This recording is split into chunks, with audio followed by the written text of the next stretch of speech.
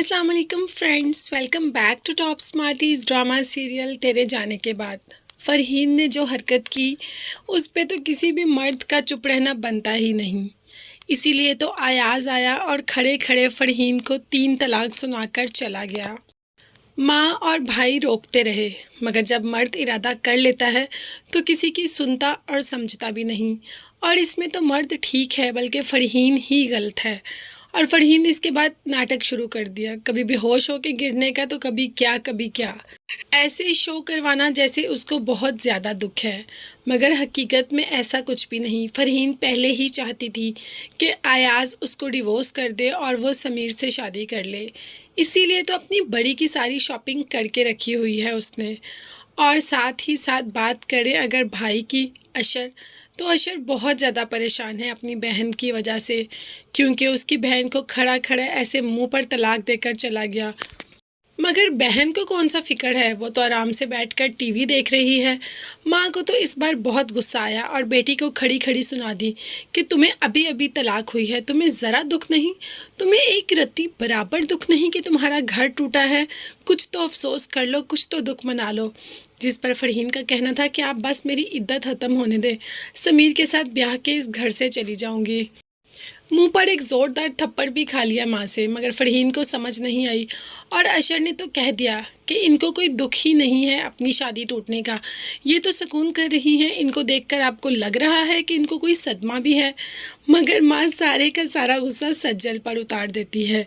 बेटी को कुछ नहीं कहा, सारी की सारी पाबंदियाँ बहू के लिए हैं। बहू के हर चीज़ में टोकना रोकना ये तो जायज़ समझा जाता है और अपना हक समझा जाता है। मगर अशर बहुत अच्छा इंसान है, वो बहुत मोहब्बत करता है सजल से और वो सजल को अंडरस्टैंड भी करता है। वो कभी सजल को यहाँ पर रहने नहीं देगा, वो सजल को अपने साथ ही लेकर जाएगा।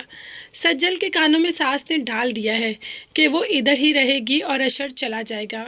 सजल इस बात से बहुत परेशान है क्योंकि नंदों और सास के साथ अशर के बगैर गुजारा करना उसके लिए बहुत ज़्यादा मुश्किल है।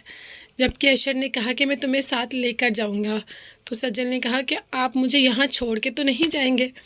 जबकि अशर का कहना था कि मैं तुमसे बहुत मोहब्बत करता हूँ, तुम मेरी ज़िंदगी में आने वाली खुदा का अनमोल तोहफ़ा हो और तोहफे छोड़ के नहीं जाए जाते, साथ लेकर जाए जाते हैं।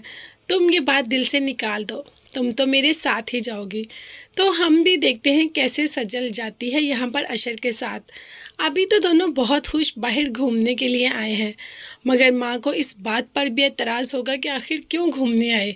बेटी को तलाक होगी, वो घर बैठी है, और भाई अपनी बीवी को लेकर बाहर घूमने के लिए गया हुआ है।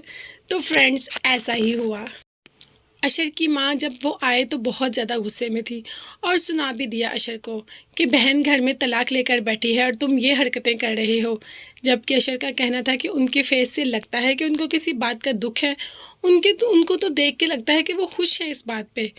और ये अब जाहिर भी हो गया। जैसे ही अशर उसके कमरे में गया तो समीर की कॉल आ रही थी और फरहीन पास नहीं थी। फरहीन जब आई तो फ़ोन अशर के हाथ में देखा और घबरा गई। अब कोई नई कहानी बना लेगी फरहीन, मगर ऐसा कुछ नहीं होगा। अशर की आंखों पे जो धूल जमी थी वो सारी उतर गई। अब उसे फरहीन की सच्चाई और हकीकत का पता चल गया। इसीलिए वो फरहीन की किसी बात पर यकीन नहीं करता। वो जानता है कि उसकी बहन ही झूठी है और अयाज ने उसको तलाक देकर ठीक किया। मगर भाई है ना, बहन की तकलीफ़ तो बर्दाश्त नहीं कर सकता, मगर अपनी बीवी को भी यहाँ छोड़ के नहीं जाएगा।